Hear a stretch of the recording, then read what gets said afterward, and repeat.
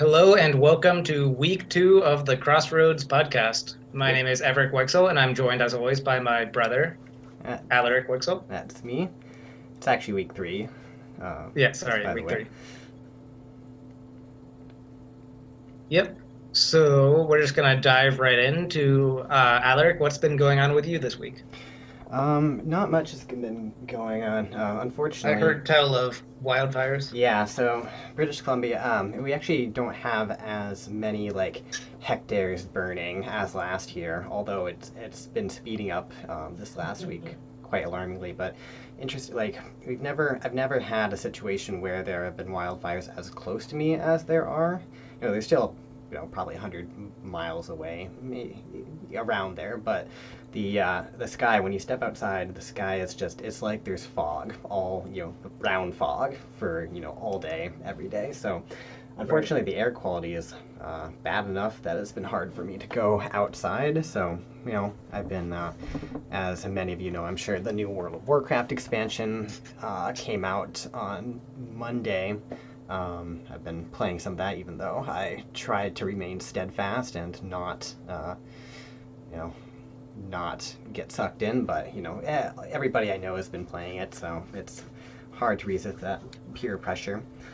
Um, Right. And we'll be talking about that next time we record probably. So yeah, it'll be one of I our don't know. It's work, it's productive. yeah, exactly.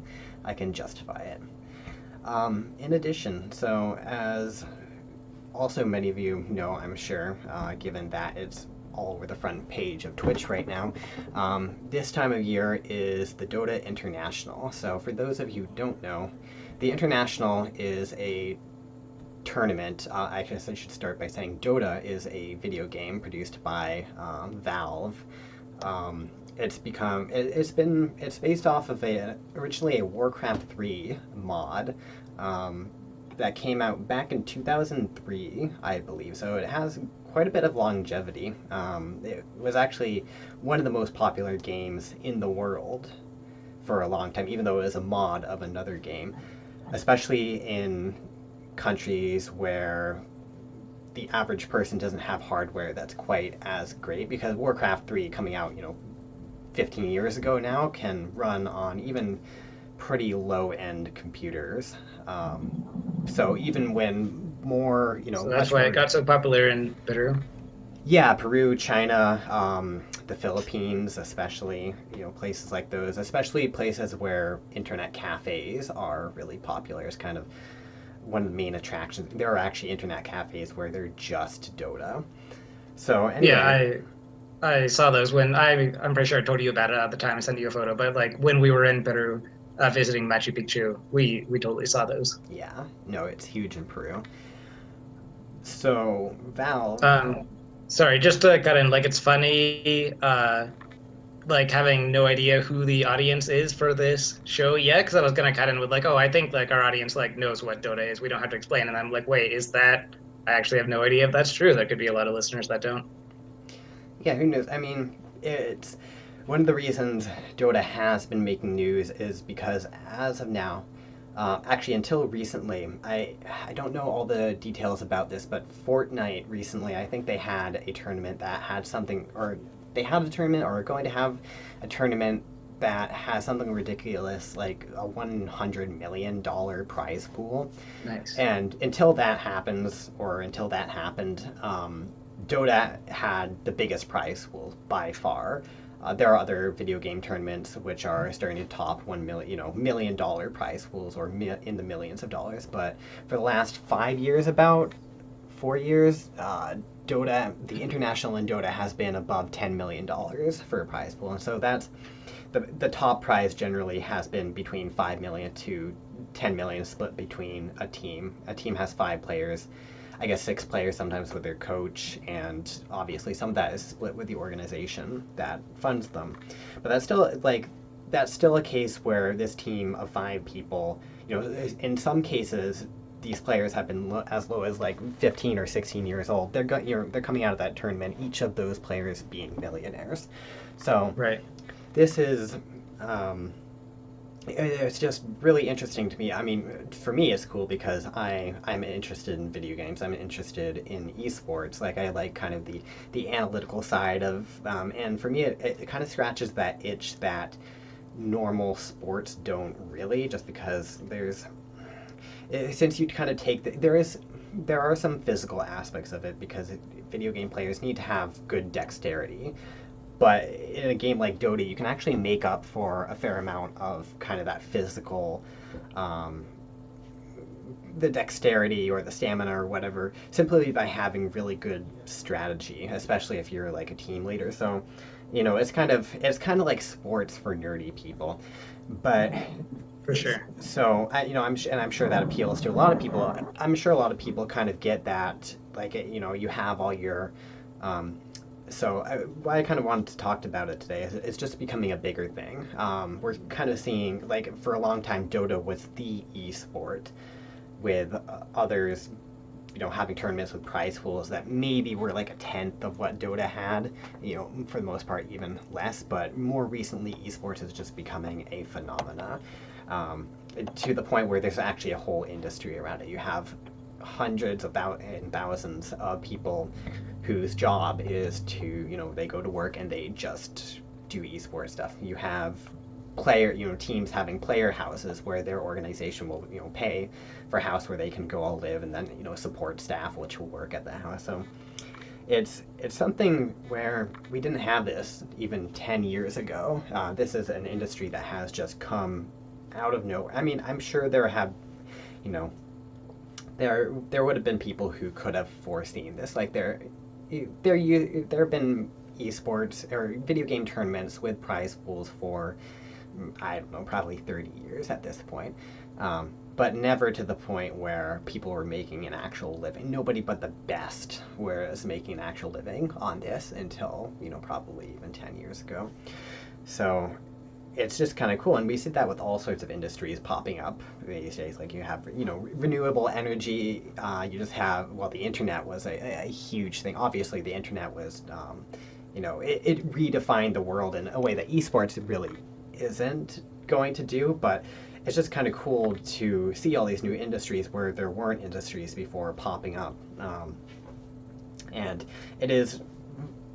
Yeah, I think reusable rockets would kind of fall into that, right? Like Oh yeah, for sure. I mean, it's just still obviously it space still in is general. super expensive to send something into space, but it's like exponentially less the more SpaceX innovates with the reusable rockets Oh and yeah, like for sure. Um, yeah. yeah, it definitely. It's kind of, well, it's cool and it's heartening in a way because we talked about basic income, or universal income a couple episodes ago, and kind of, one of the reasons people always we talk about universal income is that a lot of jobs are leaving. A lot of jobs are becoming automated, and I still don't think that the pace of automation. I don't think we're going to outrun the pace of automation, but at least, if you go to the people who are complete doom and gloom, we're not on that end of it yet, because we do have industries popping up on a yearly basis almost.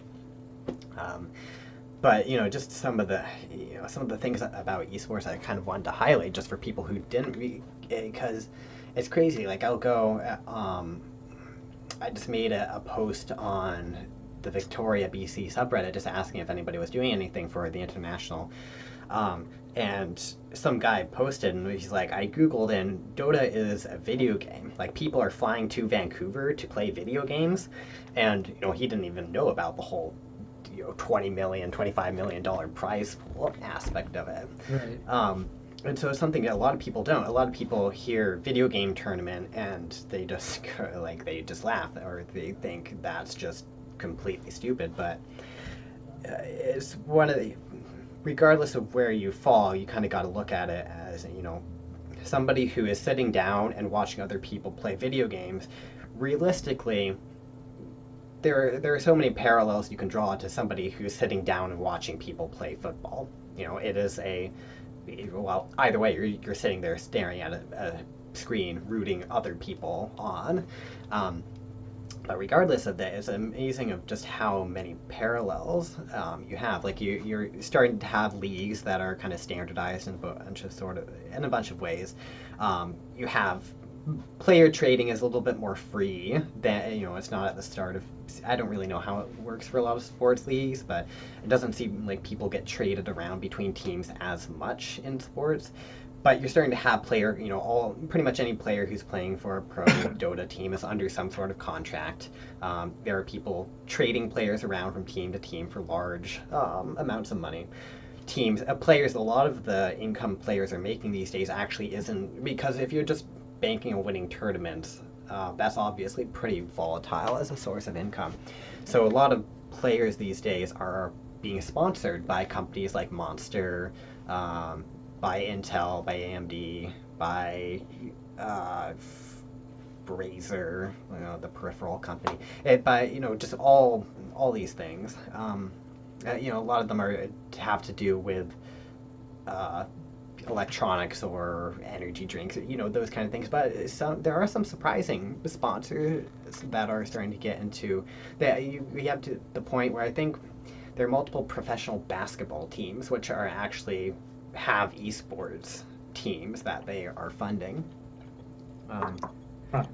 So yeah, so you have you have the leagues, you have the player trading, you have the contracts, you have the tournaments, and then you have things like Blizzard has their Overwatch League now, which there are some Overwatch tournaments that are outside the Overwatch League, but for the most part, most of the games are taking place inside the Overwatch League, just the same way as all the football games, or not all the football games, but like you have the NFL, say, in North America, which just kind of is the premier league in which, inside which all of the games are played.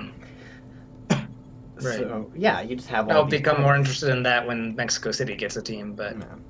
go on. And yeah, so it's more common now. Like Dota doesn't have that yet, where you have individual cities having their teams, but that is part of the Overwatch League. You have cities, so you can have people. A lot of video games do kind of have, a team will be from a certain country, but more. It's actually surprising how mixed things are getting. Obviously, there are language barriers to get over sometimes, but like in North America, you'll have people from all around, Canada and the U.S. kind of joining up and making a team of just different people. But yeah, for something like the Overwatch League, you can root for somebody from your city if you live in one of the big cities. So it's definitely something to kind of keep an eye on. There are so many games these days. Like I kind of see, we've talked about this before, where we kind of have more different things that are, we don't have the games like World of Warcraft these days, where such a massive percentage of the gaming population in total was playing that one game.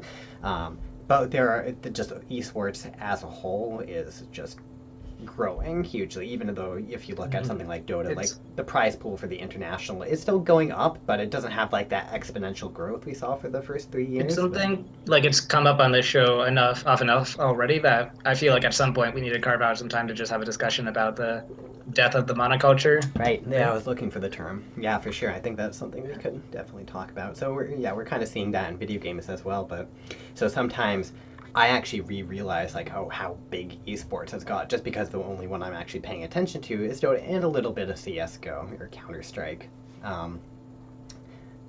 But yeah, it's crazy when I actually stop to look at all the esports or all the games that are being played on Twitch. I just go, wow, that's a lot of gaming. So For sure. yeah, I think that's mostly what I have to say about it. If you're a Dota fan, definitely go to Twitch. Watch the International, see what it's all about. If you already are somebody who's watching the International, I hope you enjoy, because I certainly will be. For sure. So yeah, I mean, Dota's never been my game specifically, but I have gotten somewhat into esports, mostly around Hearthstone, because that's a game I play a lot. right. For me, there seems to be, I guess, two main barriers that keep me from watching esports a lot more. One is just time and the ease of like something that traditional sports don't have as much. Like if I could be watching someone play Hearthstone or playing Hearthstone, I would almost always prefer to just be playing. So whenever I'm watching, it's like the ease of just suddenly logging into Hearthstone and doing that instead, like Yeah. usually keeps me. Um, the other big thing though is it definitely could be this, but this doesn't seem to have taken off as much is the whole like watching it as a group, like you were talking about asking if anyone else is doing anything for Mm-hmm. it. I actually, like, I've never really watched sports before this year when Mexico was in the World Cup. Um, and I got really into it just because, like, each week I would go over to my girlfriend's house in the morning and watch it with her family, and that would be like a big thing. And that was super fun, even though I didn't know much about the game at all before then. Mm-hmm. So I know there are some esports bars, but if it was more a common thing to have people to watch it with, I would probably watch a lot more Yeah, esports. and I think that is definitely, as esports gets bigger and more people realize, oh, we actually have like a niche to cater to. It was. I think there might be an esports themed bar in Vancouver, but I could definitely see like, and maybe it's just because this year the international itself was in Vancouver. Mm. That was actually it was kind of surprising. It was the first time it wasn't in Seattle. It's kind of unfortunate that I just I'm not working currently because I that would have been just a ferry ride away. But Yeah. um, yeah, I mean, it still was pretty surprising to me how little was kind of going on outside the outside Rogers Arena there. Yeah. Um, in any case, as esports kind of grows, it's going to kind of be this self perpetuating thing where that point of more people are. I definitely kind of feel like a lot of people are kind of into sports more as a social thing. Definitely, probably when I do actually know quite a bit. I had this kind of interesting realization once where I was with my friends. They were off kind of in their own group, just talking. They were talking about player stats in baseball. Just talking about what different people were doing. What different like team matchups, what their disadvantages and advantages were going to be, all that kind of stuff. And I was just like, huh, those guys are just nerds. They're just, nerds about baseball. Yeah. So, but, the same Okay. way. Since you bring that up, actually, that's another, like, I heard someone else mention this point, and I think it's really good. I'm sure some esports arenas do it better than others. Um, just the idea that, like, we need to get better at, like, having identifiable players and teams and, like, having their, like, bios and stories and, like, In esports? uh, yeah. And maybe they Yeah. do this a lot better in Dota. This conversation was about Hearthstone and how, like, first of all, I think screen names are detrimental, which that ties into a whole other discussion for me because we've talked about it before. I just kind of don't like screen names in general. Like, I go by my real name everywhere. I would kind of prefer if more people went by their real name.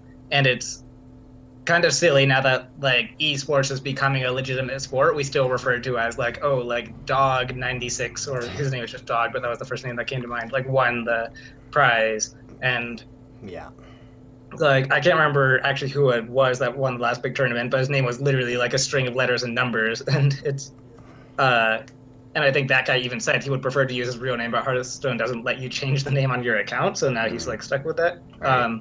So first of all, having their real names and then having like yeah, Hearthstone is, and maybe the players just don't want to share as much of this information, but it's not very good at giving a bio and like their story and like reasons to glom on and root for one player. Yeah, it's definitely something. They are getting better at Dota. That's actually one of the big things that happens in Dota. So, in Dota around this time of the year, you get your what they call a compendium, and there's just a bunch of different Mhm. features. And one of those features is player cards.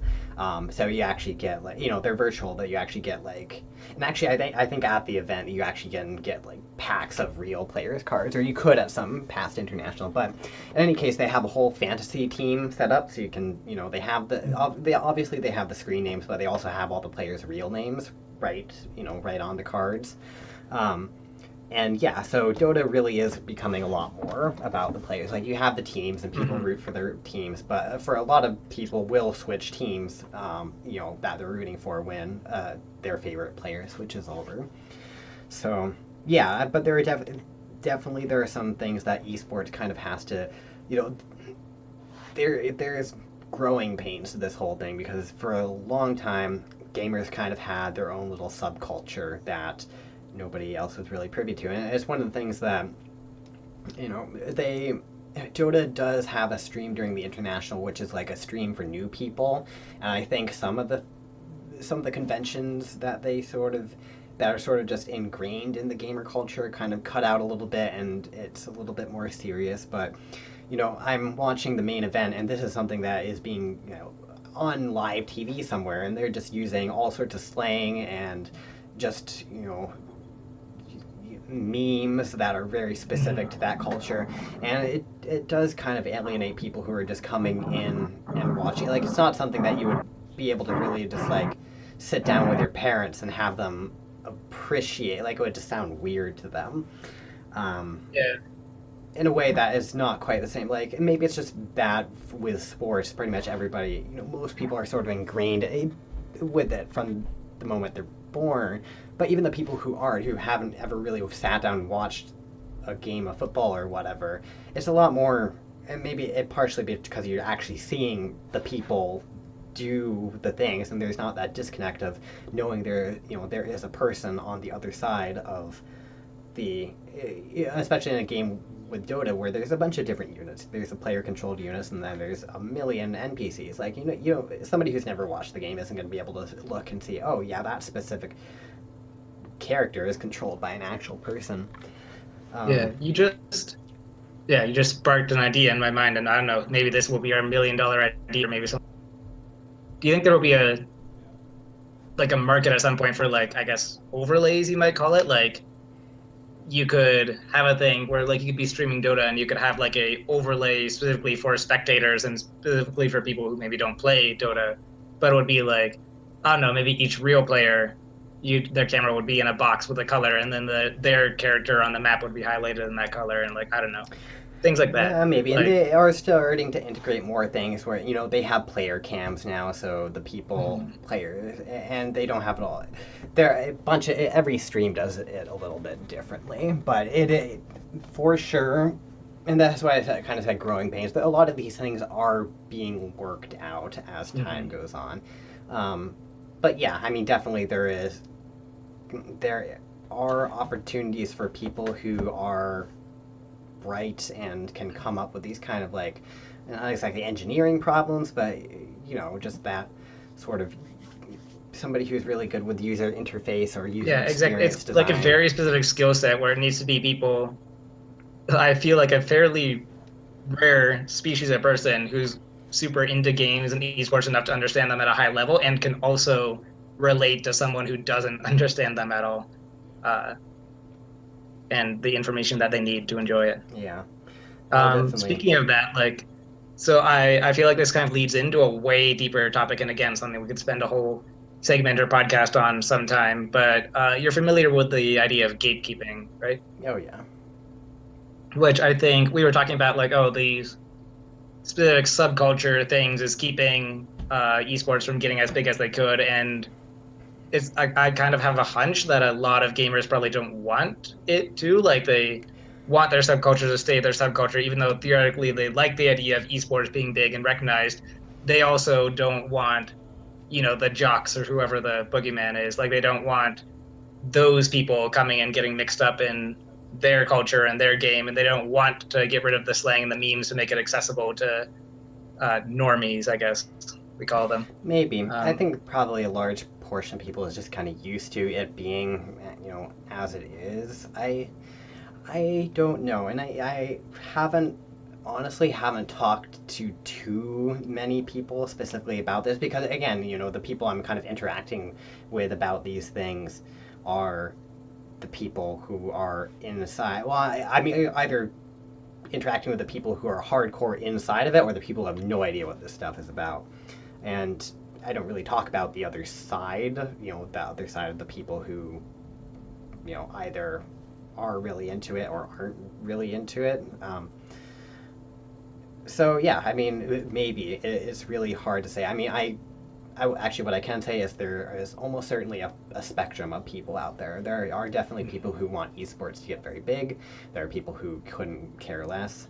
I'm sure there are people, on somewhere in the middle, to some degree. Right. But anyway, it is all stuff that is being worked out. Yeah, partially just because there is money in there now, and as soon as money kind of comes into the equation, somebody's going to be figuring out how to work this stuff out and monetize everything. Sure. Exciting times. Yeah. So that's what I've been thinking about this week. How about you? Any exciting events down in Mexico? Well, not Mexico specifically, but I mean, yeah, the main thing on my mind is I mentioned briefly on this podcast, I was doing another podcast that was essentially a Dungeons and Dragons playthrough.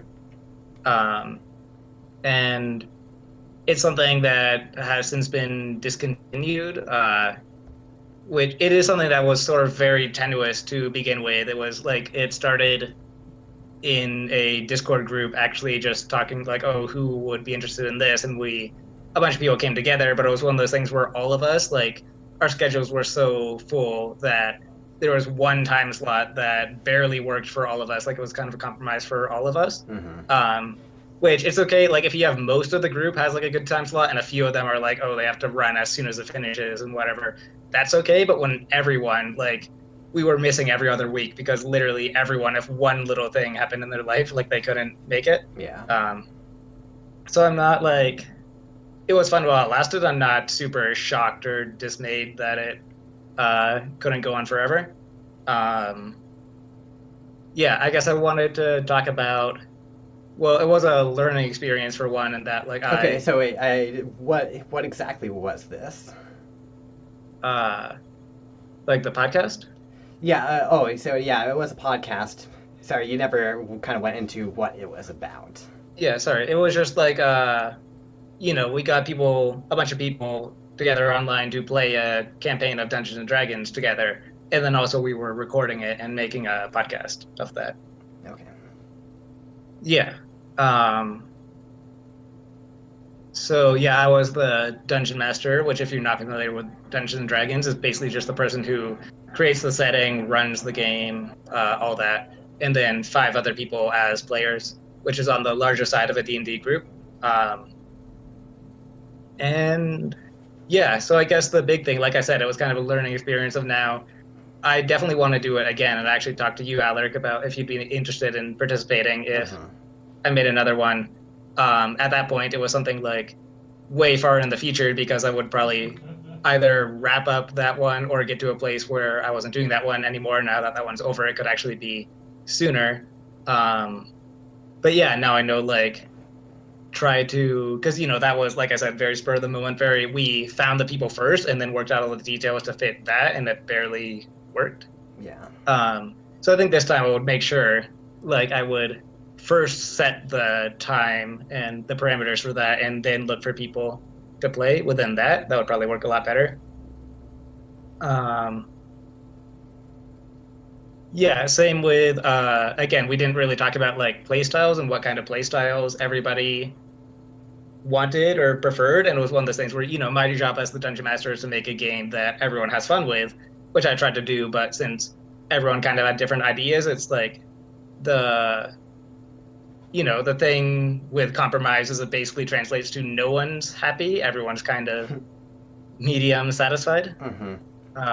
So what do you mean exactly? So were the players' play styles just not exactly meshing, or? Well, I mean, I know you're not super into Dungeons and Dragons, but I like it for sure. I don't know basically how the game, like, I know how the game's played. I don't know all the numbers and all the spells, and I don't even have, like, yeah. So I'm just trying to break it down. Well, yeah, I guess, there's different levels of seriousness to the play. Like, is the whole game just a bunch of joking and laughing around, or you're trying to tell more of a serious story that you get really into? Balance of, like, story and RP to combat. Pacing was a big one, where I kind of, most of the players wanted a faster pace than, like, I kind of had a very epic story in mind that would last, like, a long time, and they kind of wanted to some of them were frustrated that they weren't leveling up as fast as they wanted to, which I kind of had to adjust on the fly and make a much faster paced story to adjust to how fast they wanted to go through it. Right. So now, like I said, that was just like getting a bunch of players together and working with what we had. Now I would create the campaign and the playstyle first, and then look specifically for players who fit that, which would be a much slower, varied story and RP heavy style. Yeah. Right. So how did you find it translated to just a podcast as a platform? Because I'm sure when I hear people playing D&D as a group recording it in some way, obviously Critical Role is the first thing that sort of pops to mind. Okay. That was another issue, I guess. So I have listened to a little Critical Role. There's nothing wrong with it. I guess it just didn't gel with me as much as everyone else. Yeah. But I guess a lot of the players, like, obviously they were very into Critical Role, as most people who play Dungeons and Dragons seem to be these days. And there was like a lot of references to it being made that at first I didn't catch. That was one of the reasons I started listening to it, so that I could actually catch all the references they were making, and wanting to do things a certain way because they did it. So I kind of felt like, okay, our podcast at best is only ever going to be a ripoff of Critical Role. But anyway, sorry, go on with your point. Oh no, I was just kind of asking, like, how did you find Dungeons and Dragons translated to a podcast? Were you trying to making any differences in how the game was played, sort of, so that it would, you could just listen to it and people would understand what was going on? Right. Yeah, I think it translated pretty well. It's actually, like a lot of people do it. You mentioned Critical Role. I actually listened to a couple others that I really enjoy. So yeah, it does translate really well to that, I think. I did make a few changes, mostly in like pacing. I would kind of try to keep things moving more, where if you're just playing at a table with your friend, it's okay to have like more silences while people think about things, or yeah, I definitely used, like, on my end, I would try to speed up the combat by, I would like use like basically roll, since I knew generally what the monsters or opponents were going to do on the turn. I'd kind of like roll ahead of time, and then as soon as their turn comes up, like, I'd have a spreadsheet with all the players' armor classes, for example. So if I rolled for an orc to attack and it has a number above, instead of being like, oh, he rolled this, does that hit you? Like, I just have it ahead. So their turn would come up and be like, okay, he hits you, he does 8 damage, and next player's turn. And yeah, which, yeah, so nothing huge necessarily. I would say, like a very roleplay and story heavy campaign, which is the style I like anyway, so it worked out. But that definitely translates better to a podcast than if the whole thing is basically like a war game simulator. That one translated as well. Right. Although some people do, I know Critical Role does video. Some people do it on Twitch. Like, if you have a well, Roll20 is the popular program where it actually, like, it has a grid. Like, it's a program that has a grid and everyone can position their characters, and you can do the combat on that, and you can record that. Like, that. Yeah, I've used Roll20 before. It's cool. Yeah, quite good software. Yeah, and definitely great for people who make videos and would make a very combat-heavy campaign more interesting. I actually opted not to use it, and that is one thing that the podcast did influence, because when one of the podcasts I really enjoy started using it, it actually made the audio, like, they do video, but I only listen to the audio, and it made it a worse experience for me, because it turned from descriptive, like, okay, I'm going to, move 20 feet and attack the goblin on the right, to like, okay, I move here, I do this, I roll that. Mm-hmm. And like, they can all see it obviously, but for me, I'm like, I have no idea what's going on. Yeah. So. Cool. Yeah. Well, sounds like it has been a learning experience for sure, and if anybody out there wants more of us, you may see some Dungeons and Dragons coming at a future date. For sure, yeah. Any other points to finish up with, or? Well, I know you were interested. I've talked to my girlfriend. She, I guess, is interested, but also very, like, she's really anxious about it. She doesn't think she'd be good at it because she's never played before. No. Like, I know she'd be great. Yeah, and honestly, I almost kind of, like, obviously I haven't played a ton of Dungeons and Dragons, but sometimes it can even be, sometimes people who haven't played before can be even a little bit more into just, like, unintentionally even just kind of the role playing part of it, Oh, just definitely. kind of, Yeah. they're not trying to metagame, trying to figure out what, Exactly. Yeah, best metagaming is a stats, big everything. part where it's like people try not to metagame, but at some point it's kind of like if you're playing with someone who has been a dungeon master before, it's like they have read the monster manual. They know what monsters are like. Yeah. Uh, but yeah, I do think like not. I don't want to discriminate or and I wouldn't exclude someone just because they have played before, but I do think Oh a no. group of new players would actually be like an amazing For sure, yeah. There's experience. even that more kind of like aura of like mystique almost, and just not really knowing what's going on. I don't know. It's Yeah. just I the games I played before. I guess it's always been kind of a mix between newer and old veterans with kind of you know a bias towards the newer players, and it's always been a great Mhm, time for sure. So. for sure. And I mean, the setting would almost certainly be have some sort of Mesoamerican influence in it. Mm, Uh, so she, when I say it being Mexican, would add some authenticity. Uh, yeah, and I mean, oh, she there is you like, go. she's a writer like me. She's like a natural storyteller. Yeah, I'd still have to find two other people, so it might be a bit until we get that worked out. But I'm going to talk about this at the end of this week's episode. When we get to my personal segment, actually, I'm going to be kind of talking about some other projects I'm launching. And one, just as a little spoilers, I'm actually going to be, as I go through and create this setting and decide all the like rules and stuff, I'm actually going to be like posting on my blog about my creative process. So Oh, even before the show goes up, cool. you'll have some of that content. Nice. Um, yeah, I guess before we move on to current events, just one other, I guess, sort of meta lesson I took away from this experience, or more a lesson I learned before and applied to this experience. Um, so there probably would have been a time in my life where having, this project end would have been more like maybe even devastating to me if it was the only thing going on. I'd be like super disappointed that didn't work out and like not sure what to do now. Um, Whereas I found it's super helpful to have like a number of projects ongoing and projects that you're equally like super passionate about. Um, because like this sounds bad, but it's almost like when this stopped being a thing, I was almost relieved in a way. 'Cause like, okay, now I have all this time.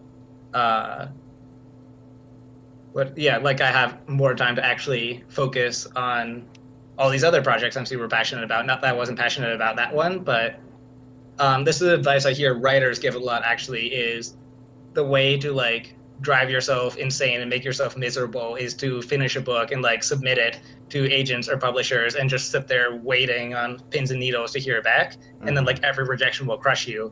I've heard authors who also do podcasts that I listen to, they're like, yeah, I like send in a book and immediately start working on the next book, or maybe even have multiple projects going at any one time. And then I get a rejection back and it's like, oh yeah, okay, whatever. I'm focused on this thing now, or I get an acceptance. It's like, oh, I forgot I even sent that out. That's cool. Mm-hmm. Um, so yeah, so the same with this, like because I have multiple ongoing projects, like it didn't really affect me the way it could have. Right. Oh, good. So, with that, I believe we're going to be talking a little bit about internet privacy today. So we're moving on to our current event segment. So you Yep. want to The fill only us segment in? that both triggers the libs and sticks it to the conservative man. Basically, we have neutral enough viewpoints that will probably piss off everybody. Nice. All Be right. Well, let's warned. get started. Okay, so this was pulled from a headline, and I didn't actually really read the story. I just thought, like, oh, that's a topic that has been relevant for a few years now. So we're not really talking about a specific story as much as just the topic in general. And I'm hoping you'll have a lot to say about it because I have general thoughts about it, but don't actually know enough to have real opinions. Right. Um, in any case, the headline I saw was that it came out that Google is tracking your locations, even if you have location tracking turned off. They'll still be tracking where you are at any given time of the day and adding that to their massive collection of data and using that for all their googly purposes. Right. So there's that specific story, which my reaction is probably not what it should have been. I was just like, oh yeah, I assumed, which I probably should be more outraged or scared or whatever. I'm just at this point kind of resigned to the fact that someone has all of my data and knows more about me than I do, and not much I can do about it. But what's your initial take on that headline? I mean, same as you, I'm not surprised. So, obviously, internet, just privacy in general, has been a huge topic of conversation for, even the last couple of decades, really. There are definitely reasons why it's important. I think we should be paying a lot more attention than we do to it. At the same time, there are reasons why we've kind of hit a point where you've kind of got to assume most of the time that somebody is watching you in some way, shape, or form. So I guess just to kick this off, it's something interesting I learned about a few years ago, which kind of made sense once I really thought about it. There's this interesting way that companies can track you using what is called a browser fingerprint. And the basic idea is basically when you request a web page, you are sending a whole bunch of information to the web server. Basically things like, what resolution your browser is, what version of the browser you have, what add-ons you have installed. And they even, on the newer browsers, they do this thing where it's called a canvas, and they basically will draw a picture on your browser, and just depending on how the picture, I don't even know, it's some voodoo magic where depending on how the picture comes out and is drawn, it basically, with your rendering engine, just gives them a whole bunch of data about what specific build your computer has. And because they have like 20 different parameters by which to, you have 20 different parameters that can be any of up to hundreds or thousands of different values. You can take all these 20 parameters, and not everybody is unique, but a huge number of people are actually unique. And it's interesting to check this. You can actually go, I think there's a website called Am I Unique, among others, which does this. They will fingerprint your browser, and they will just say, yeah, you are unique among all the hundreds of thousands of people who have checked, or, oh, you aren't unique, and this is how many people share your specific browser fingerprint. And it was really eye-opening because you can do all these things. You can open incognito window, which does take away a couple of the parameters, but you can delete all your cookies. You can hide your IP through a virtual private network. You go through a proxy, whatever, and you still end up, even without an IP or anything like that, they still end up knowing exactly who you are. And I guess a huge portion of like just the top 500 websites on the internet are using this browser fingerprint one way or the other, just for tracking purposes. I think a lot of them use it for ads. But it just goes to show you that there are a lot of people out there who make good money off of having your information, having your information, like your browsing habits, on hand, so they can know what ads to serve you, basically so they can make more money off of you. And we can do all these things to try to stop that from happening, but short of actually opening up like a Tor browser, and Tor, there are ways to even track people who are using Tor browser, unless you have everything set up in an exact specific way and are compromising all sorts of usability. And so usability is one of the reasons that we kind of, first, obviously I've talked about how it's kind of expected that people will be tracking us, but there are actually upsides to people tracking us. A lot of people kind of come with the argument, if you don't have anything to hide, why would you be worried about privacy? And I think that's not a good argument, just because obviously there are so many situations when the law might be a certain way, but morally things are a different way. So there's that whole part of it. But there is the argument that a lot of these tracking, a lot of the people who are tracking you for various reasons are actually just doing it to give you better usability. And ads are obviously one of the main reasons people track people. Like I use AdBlock. I'm not ashamed to say I will take AdBlock off for any of the, I'll take it off on Twitch, on YouTube, on anything where I know the ads aren't that bad. Like on YouTube, I can just skip the ads if I don't like them. They can get a little obnoxious after a while, but still, if for the most part, when I'm on YouTube, I actually.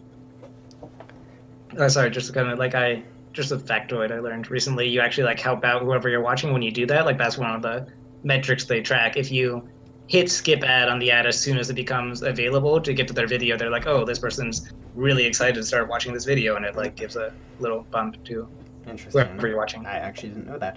I mean, yeah, I just skip ad on most things unless I actually like the ad, or sometimes I won't skip the ad if I actually want to give them a little bit more money to support them. Um, Mm-hmm. but anyways, yeah, ads allow us to actually like everything on YouTube is for most stuff on YouTube is free. They have their whole YouTube Red thing now and premium and all that stuff.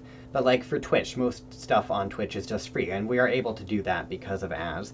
And so if you're actually going to be seeing ads, it kind of like as long as they're not obtrusive, I kind of would like my ads to be things that are at least relevant to me, or at Mm-hmm. least not obtrusive, annoying like hot singles in your area ads that I'm always just gonna say no, no, thank you. Because sometimes, not as much as some people, but sometimes I actually get ads that where I go, oh, cool, that is a thing that I did not know about before that I'm interested in. And obviously, coming back to Google, which was who we're talking about here, they have a lot of things that are just kind of helpful. You can see all the places you've gone. It can track where you go. It has cool things where now when I have a job, like it just starts popping up bus notifications saying, "Hey, your bus is coming in 7 minutes or whatever," without me actually doing anything. Like I just set where my work is and where my home is, and eventually they know my bus route. Which Yeah, mine is still working on that front because it keeps giving me like, well, first of all, I'm like self-employed and work from home, so I don't know where it thinks I'm going necessarily, and I don't have a car. So sometimes at that near the end of the day or end of the afternoon, it pops up. It's like, oh, watch out, heavy traffic on your route. And I'm like, I'm not going anywhere. What is my right. route? But that's the other Um, side of it too. The more data you are giving no, them exactly. just by living down in Mexico, the better you're making everything for everybody else who uses Google. Mhm. So there are a ton of ways that big data actually does help us and make our lives better. There is the whole scary side of it where what if for some reason we do need to rise up and cause a revolution or whatever. It's probably dead in the water before it even starts, just because of how much data is available. Mhm.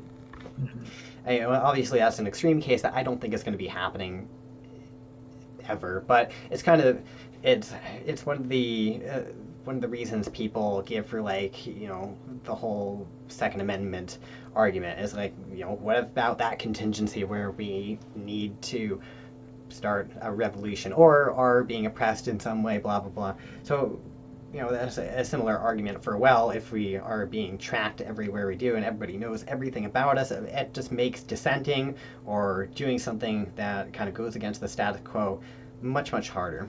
Especially just it's going to be really interesting in a decade or two once all the people who have kind of grown up in this time where everything's on display, like not only social media, but imagine how much stuff Google had. Like, imagine if Google starts getting into, and maybe who knows, maybe they already are kind of in politics behind the scenes, but imagine the amount of data that you could get on literally anyone. Like, nobody grows up being an absolute angel. Like, there's so much data about people in our generation and the generation coming up that is just bad, that it could be a career ender in so many different ways. And Mhm. luckily I think for the most part it's contained right now, but it's going to be really interesting once we kind of 10 years from now when people are running for their city councils or for their mayorship or going to be members of parliament and possibly even run for president someday.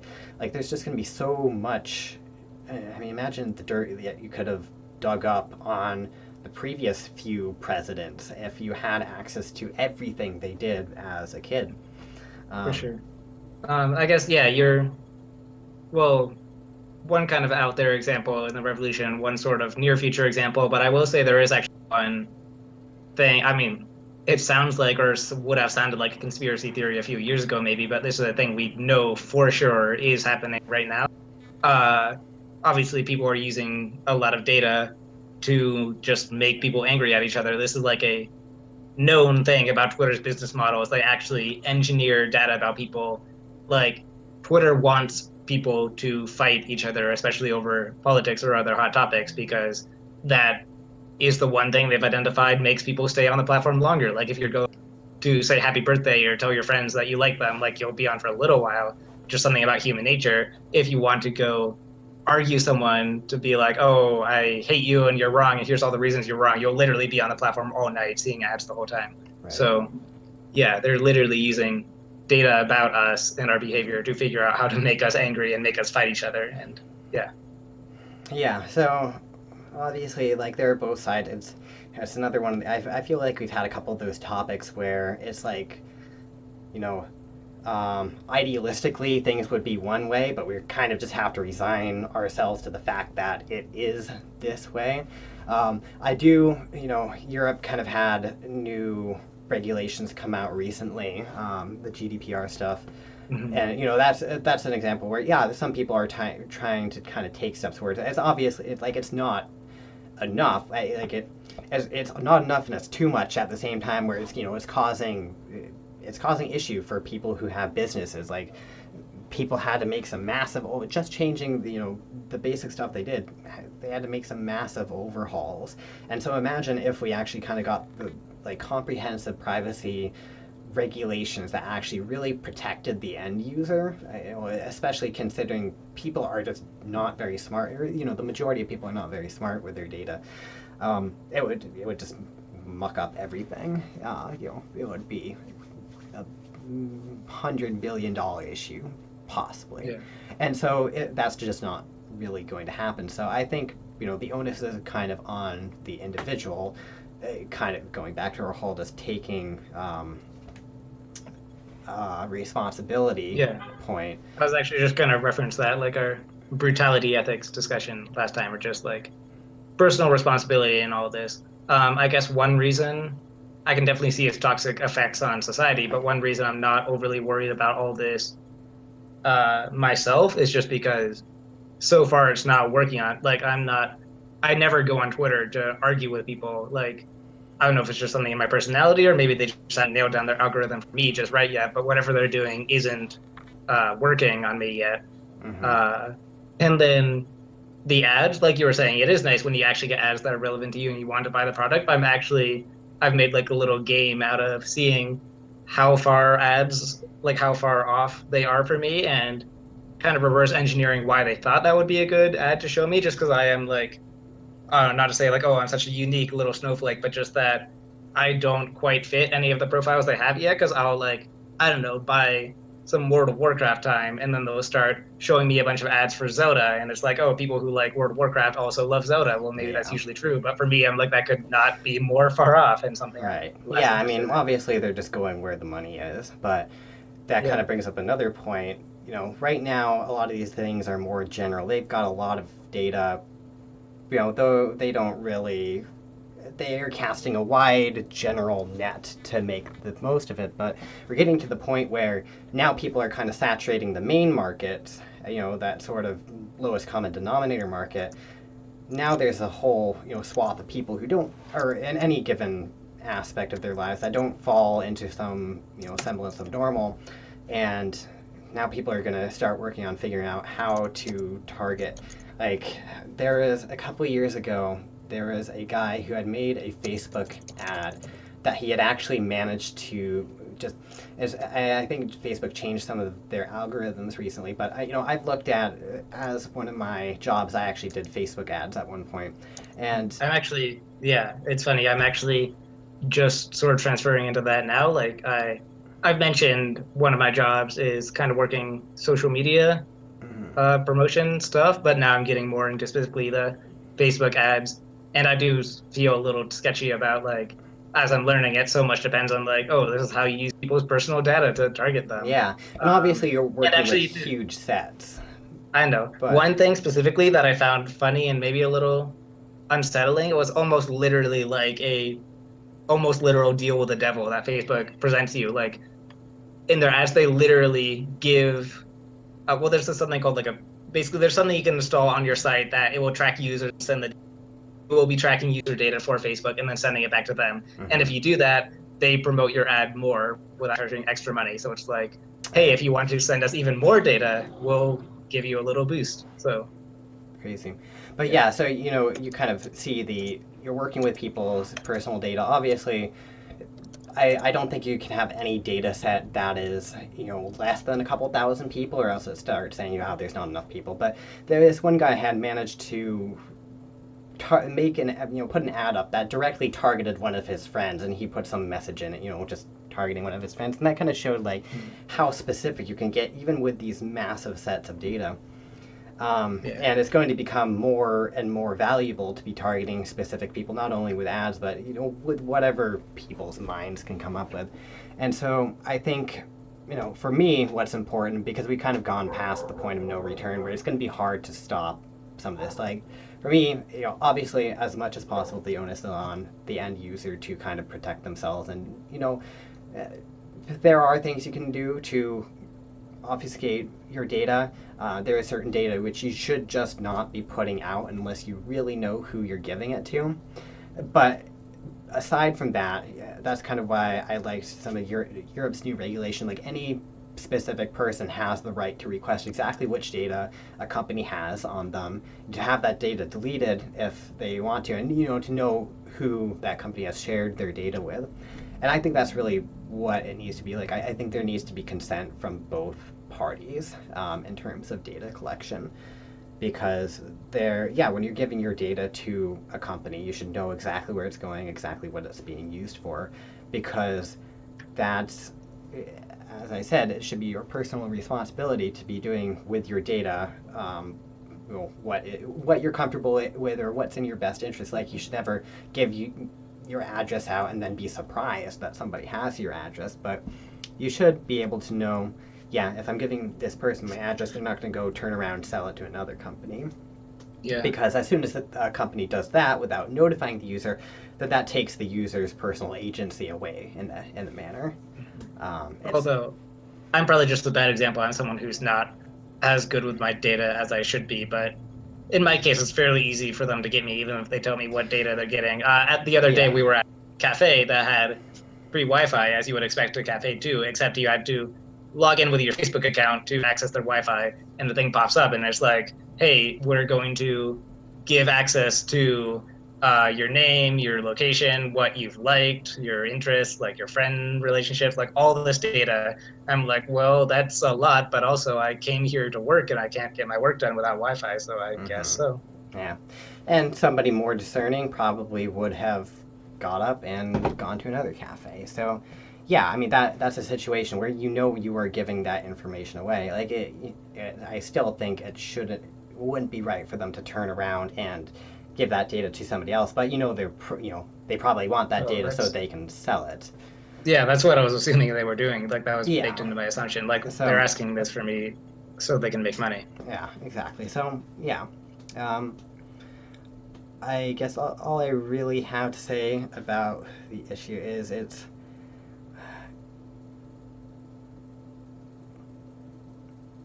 no, I think I've said most of what I have to say, to be completely honest.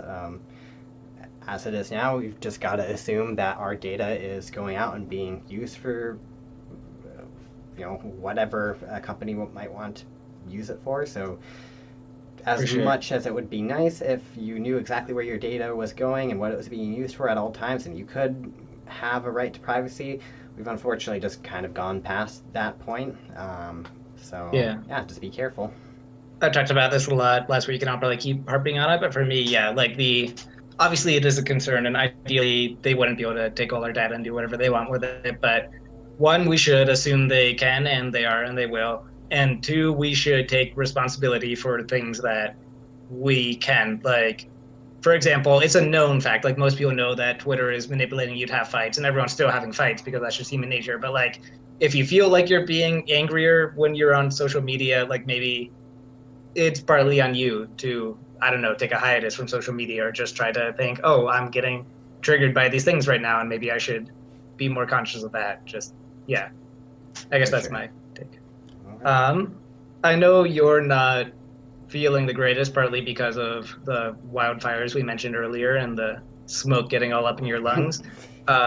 We're coming up on the time you said you would have wanted to go. We do have one more story, but I think we can blow through it fairly quickly. my take is really simple. Yeah, we can let's finish this off.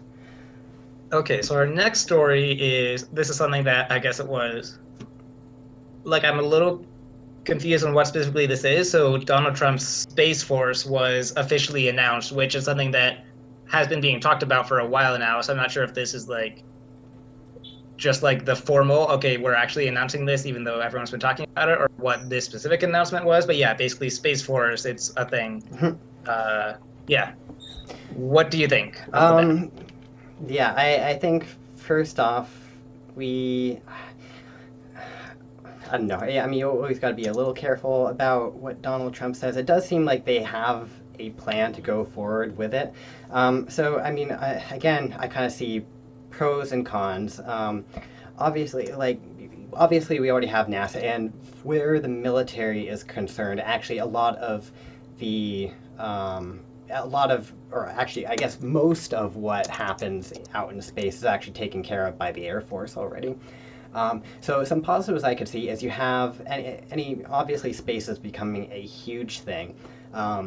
We in historically in the past we've seen so much technological advance because of military spending. Like it's no secret that just a gigantic portion, probably if you broke down the U.S.'s budget nicely, like military would be right up there at the top, military and defense. Um, so having a spaceport, I think there's the possibility that more money could just flow into space. Obviously, it would be being used for defense primarily, and possibly weapon systems. Like it's unclear exactly what they'd be doing, other than just taking over the Air Force's current operations. Yeah. But it's a situation where since we'll have more money, or we could possibly have more money being used for advancement in space, that technology could trickle down into the private and then public sector eventually, or it's not, or not the private and public, the private sector, and any of that technology after a decent amount of time would be able to be used by other people, or any important advancements obviously could. So I guess there are a lot of people who kind of don't like it. Like obviously they're getting everything separated out is going to be there's going to be a lot of logistics behind it. So it could be a situation where we're spending, or the U.S. is spending a lot of money just to separate everything out, hire the staff they need, figure out what's going where. I don't think it's a huge deal. Like, unfortunately, just the way expenditures in both government and business go, we always kind of feel things that are being spent on upfront, even if there's going to be benefits down the line, just because when you have those budgets are for now. You're not really looking at years from now, at least, not with something like this where people are saying, oh, it's going to be money that the taxpayers are paying. Like, yeah, it's going to be money that the taxpayers are paying, but well, at least some people think it's necessary. I love that. I don't want to dig too far. Like my takes are mostly broader. I don't want to dig too far into the nitty gritty. But I actually did hear an interesting argument that this actually could be saving a lot of money. Just again, I don't want to get too much into it, but it's this whole complicated thing of like the military-industrial complex, and there's a lot of things in government, especially in military contracting, where contractors charge way more than is really needed for the work they do, but they don't have competition, and this whole, like I said, military industrial complex thing fuels itself. So even if all that happens is the Space Force, but it's a refresh on like they get to renegotiate their deals with new contractors to do the same work, it could actually be saving tons of taxpayer money just because they'd actually get a halfway sane deal instead of whatever the government is stuck in right now. Right, yeah, that actually isn't something I thought. And again, like this is going to be this will be the military dealing with all this stuff. So who's to say if that will be true or not? But yeah, I mean, I've not been paying a ton of attention to this, so a lot of the arguments I kind of saw against it are kind of, that whole administrative nightmare that is going to be, and possibly like the administrative nightmare might kind of overshadow a lot of the stuff that's actually, a lot of stuff might kind of be interrupted or put on the back burner while they're trying to figure all this stuff out. Like, people will be swapping over and moving around stuff. But I think a lot of people don't like it because Donald Trump is the one who's doing it. Like, obviously, we know that I am no fan of Trump at all, but I think you'd see a lot more support. Obviously, a lot of people are making this a partisan issue, like as anything is going to be. So I think a lot of the arguments I've seen about it are people, kind of really trying to find whatever they can to, to say this is a bad thing while overlooking any of the positives. I think that was going to be my main take.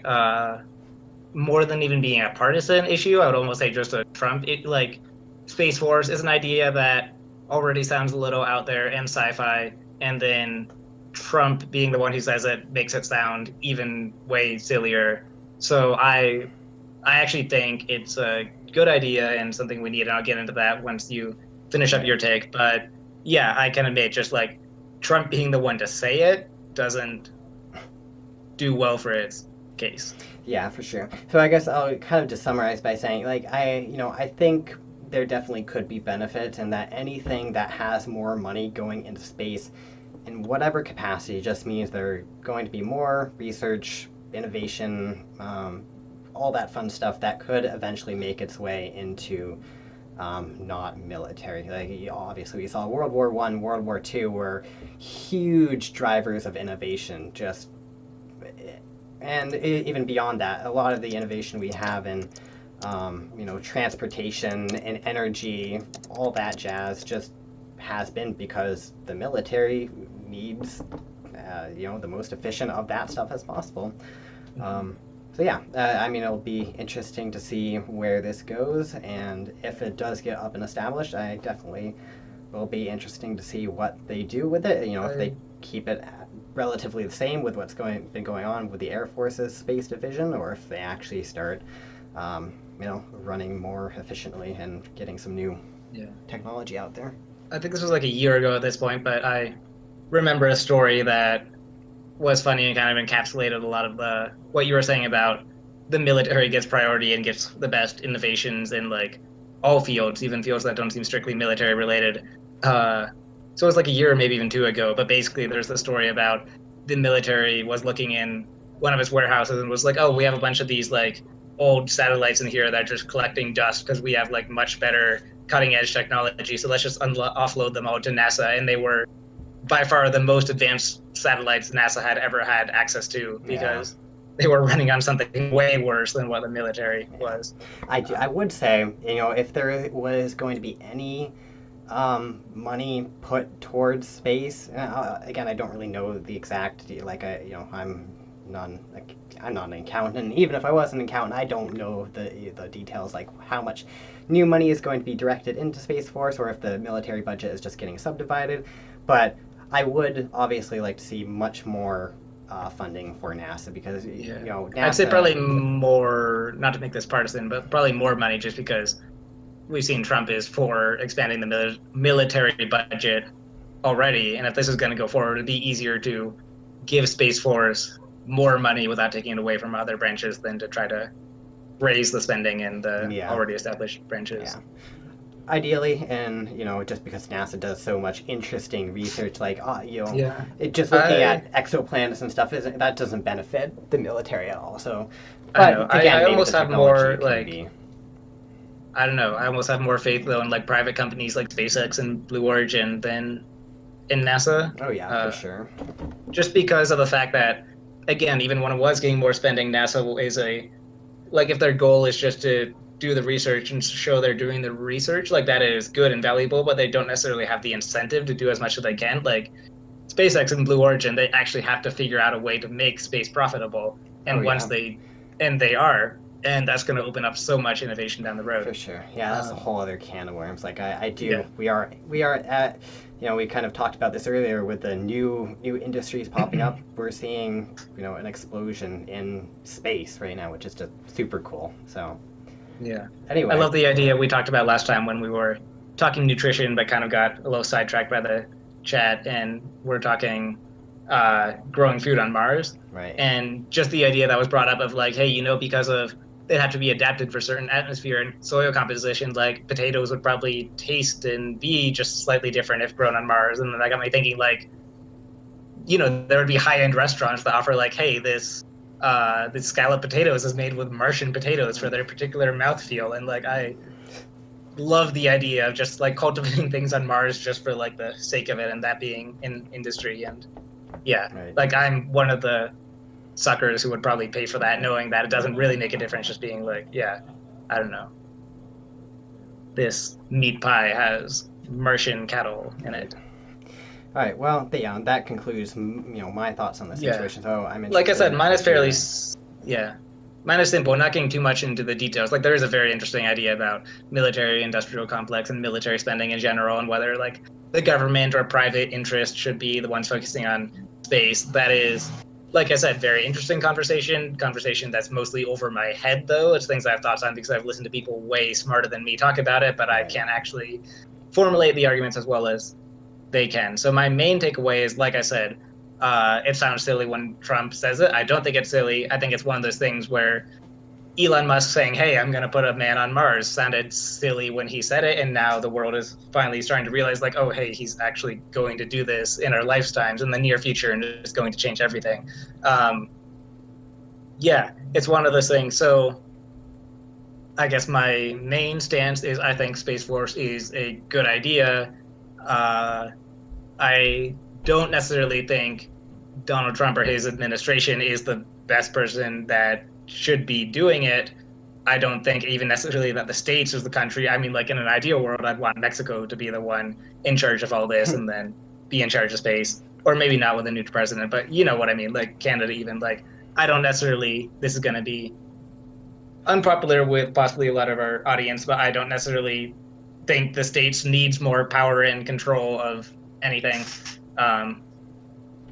But all that aside, all partisan and political issues aside, like I do think space is a frontier we should all be working and focusing on.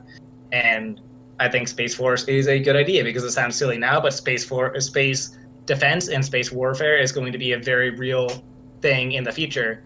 And even though it's a hard issue, like you said, to sell people on, okay, let's put your taxpayer money to something that might not benefit you in your lifetime, but might benefit your children or their children, but not anytime soon. That's a hard sell.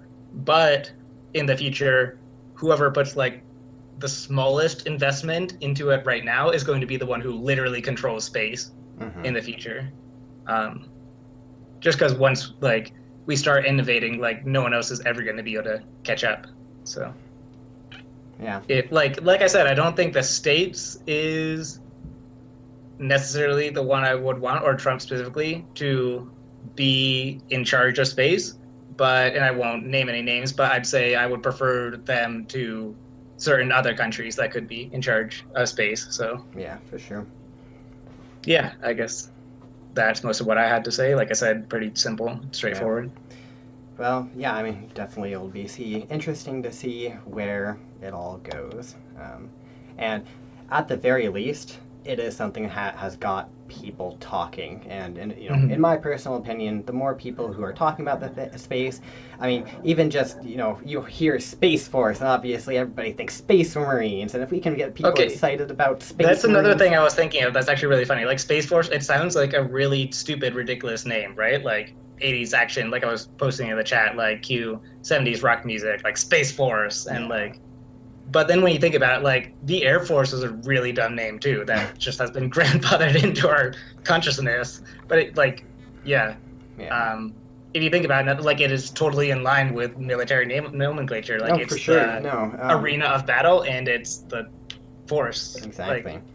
And we're just seeing more and more of those, like, sci-fi is becoming reality. At least like the sci-fi, the H.G. Wells-esque sci-fi, or just any, you know what I'm talking about, like early, like I exactly know from like the 20s to 70s, 80s, kind of like that's the sci-fi that we are starting to see becoming reality. Exactly, it's things we knew would happen eventually, but just we predicted it somehow, that makes it feel silly when it like to say there are going to be space battles and space warfare, and there probably will be space marines at one point. And Yeah.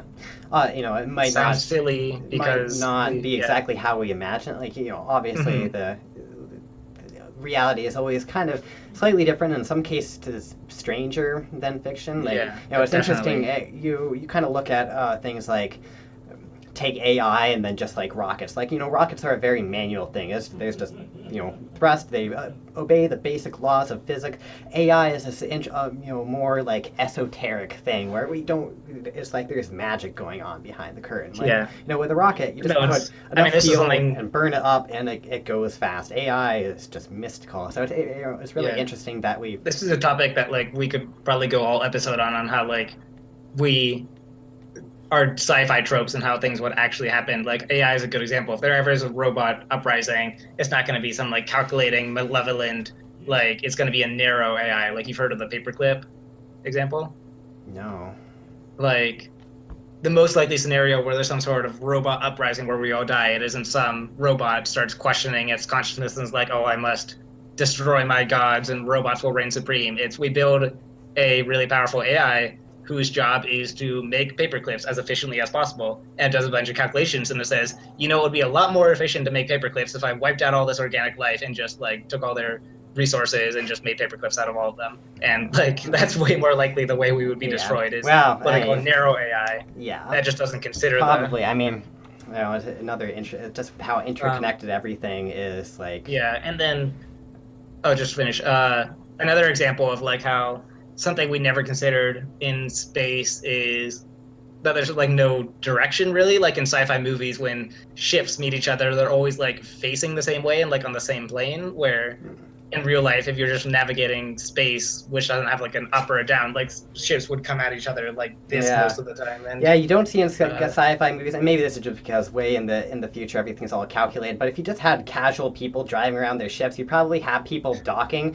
and then the doors would open, and somebody would be standing upside down, the other people would be right side up, and imagine it's like a serious confrontation. They all have their drip blasters drawn, and then it opens up, and some of them are upside down. They're like, oh, yeah, just let me reorient here, and then things like that, and like the what's it, Interstellar, like the ship in that. Like I don't know. We don't have to get into this. I didn't love Interstellar as much as everyone else did, but the ship design is cool, and like that's a lot more like what spaceships would look like than what we imagine as basically like cars or like airplanes that we have, but in space. It's one of the I talked about just because we talked about Mars last week. I talked about The Expanse last week. Yeah, that's actually something I was just gonna bring up. Is the one thing, like I said, I haven't started reading or watching it yet, but the one thing I know is like they all use railguns in that, right?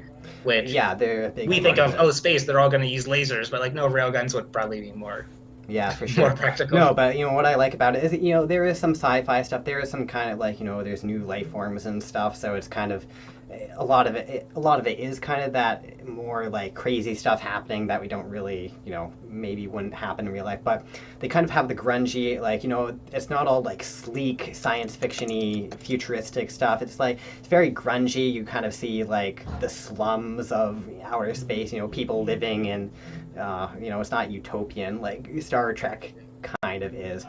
And they do yeah, they a lot of you can kind of look at that show and they touch on a lot of issues that will actually end up being major issues, like people born out in space who have only ever lived in space and then come to Earth and they're just getting crushed by the gravity. Yeah, like that's another thing. Like I think the first time I ever heard of The Expanse, like that was the example that they talked about, was like, yeah, like a form of torture would be subjecting belters to Earth gravity. And I was like, oh, that's a really interesting idea. All right, well, before we get too off topic, I mean, do you have anything else to say about Space Force, or? I mean, that about sums. I mean, basically, my main takeaway is just that don't let the fact that it's Trump who's saying it have any influence over your consideration of this idea. Like, pretend it was Elon Musk saying it, or just just consider the idea on its own. Like, should we put more effort and influence into space or not? And when you consider it like that, you'll probably at least see some of our points. All right. Yeah. All right. So I think that concludes today's episode. So the Well, next time we will be yeah, streaming is on Sunday, and we're going to be yeah, going at night. Did we probably. say same time, 6 o'clock? Depending on how late we go, yeah. Maybe even earlier, maybe like 5 o'clock Pacific, your time. Okay, sounds And good. we might end up going like 4 hours to get through everything that we're gonna get through. So Sure. it's gonna be a big chunk, but this will also be available on podcast form, and the videos are saved on Twitch for a little while. Yeah, I am So yeah, saving VODs now. I didn't realize that we'll was throw a them on. feature you had Yeah, to turn on, but we are saving Mhm. them, and We'll put eventually those we on are. YouTube at some point. Yeah, exactly what I was gonna say. We're gonna figure that out, do some editing on it to, you know, make us sound a little more eloquent, maybe, uh, and get them up on YouTube. But I don't know about that. Editing a 6-hour podcast uh, takes like wow. 20. Okay. Um, in any Um, case, next we will reconvene next time at 5 p.m. on Sunday, Pacific Standard Time, and yeah, we'll not be Pacific talking Arizona time. about a bunch of And interesting things. yeah, We'll be it's talking gonna be more great. We're about. going to be. Oh, go ahead. Oh yeah, we're going to be talking more about "For Whom the Bell Tolls" by Ernest Hemingway. If you wanted to read that before we do our book club segment, Yes, we're we're going going to to be talking be about. speaking up to halfway through that book. So, Yeah, so something like 200 pages ish. yep, 200 So we're pages. going to be talking about that. We're going to be talking more about self-improvement. So we did some, self-love exercises, kind of similar to the gratitude exercises that we did last week, but more specifically, not about things that you're just grateful for in general, but more specifically about things that you are grateful for, grateful for how awesome you are. I'm going to be talking a little bit about just the intersection of, I guess, what you could just call science and philosophy, or even science and spirituality, as well as just the how kind of Eastern and Western cultures are kind of like more intermingling, and just we're kind of seeing more things like Buddhism is kind of coming into the North American consciousness more recently, and in a different way than it has been practiced regularly, kind of historically, and just a whole bunch of other. I kind of feel like we're having a resurgence, kind of just spirituality in general, but not, not to the point of religion necessarily. So For it's. sure. I'll just have some thoughts on that. And what were you going to be talking about for your segment? So kind of what I'm going to be doing with the blog going forward, although I'm sure a lot of the things I'm blogging about will make it into the podcast. But basically, I'm going to be focusing on six subjects. I'm going to be trying to post daily, and one of the subjects has 2 posts a week. But like we mentioned, one of them is going to be about the upcoming Dungeons and Dragons project I'm working on. One of them is going to be about video games. Specifically, I'll be starting with Assassin's Creed. Yeah, there will be one about just like travel and adventure, and kind of going through past travel like trips and adventures I've had and what I learned from them. Very like this show itself, very eclectic. I've been calling this the most eclectic show on Twitch. I haven't actually double checked that, but I like that's probably true, right? Is there any other show that talks about? Oh, also another segment. We're going to be talking about Battle for Azeroth, the latest expansion for World of Warcraft, in our video game Forgot that section. one.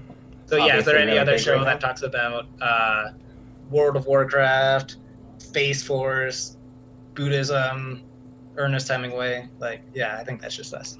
Yeah, could very well be. All right. Yeah. So if any of that sounds interesting, join us next time. Or if you are listening to this on the podcast, just hit next to go to the next segment, where we will be talking about examining our models of reality in our self segment. For sure. All right. Well, I hope you guys have enjoyed. I've certainly enjoyed doing this.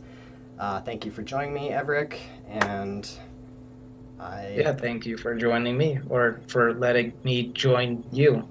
one way or the other. Yeah, we For can sure. even say we've both done a bit of both.